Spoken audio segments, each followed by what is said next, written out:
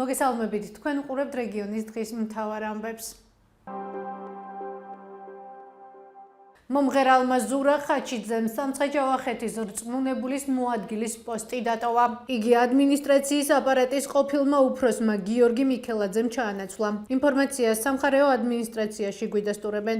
ამ დრომდე უცნობია, ვინ დაინიშნება აპარატის უფროსად. ზურა ხაჩიძე ამ თანამდებობაზე ყოფილმა გუბერნატორმა ბესი კამირანაშვილმა დანიშნა, ხოლო გუბერნატორის შესვლის შემდეგ თანამდებობა დატოვეს მისმა მოადგილეებმაც. ზოგმა მალევე, ზოგმა მოგვიანებით. მიზეზების გასარკვევად ჩვენ ზურა ხაჩიძესთან დაკავშირებას ვცდილობდით, თუმცა იგი ჩვენს არებს არ პასუხობს.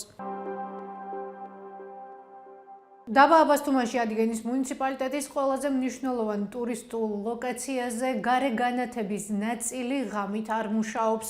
ვიდეოში, რომელიც გუშინ ღამითაა გადაღებული, ჩანს, რომ ტერიტორია სრულად ჩაბნელებულია.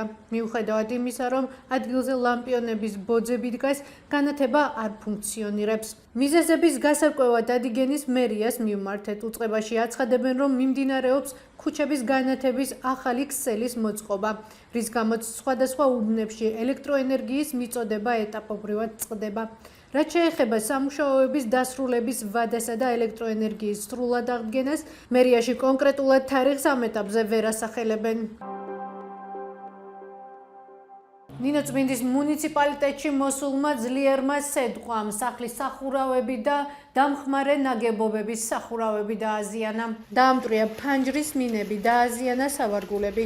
ნინოწმინდის მერი ანივარ მოსოიანი გვეუბნება, რომ ამ დროისთვის მათთან 4 განცხადებაა შესული. სახურავების დაზიანებასთან დაკავშირებით, რომელსაც შესაბამისი კომისია შეისწავლის. მისივე თქმით, თუ პირს სედყვამ ზარალი მიაყენა, მერიას განცხადებით უნდა მიმართონ.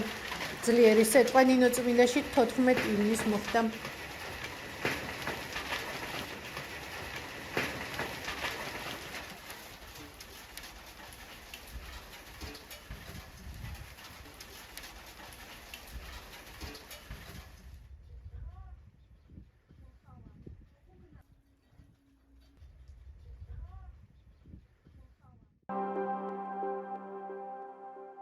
ეს იყო ჩვენს ხელთარსებული დღევანდელი ბოლო ინფორმაცია. მეტი და დეტალური ინფორმაციისთვის ეწვიეთ ჩვენ ვებ და Facebook გვერდს. გმადლობთ, რომ გვიყურებთ.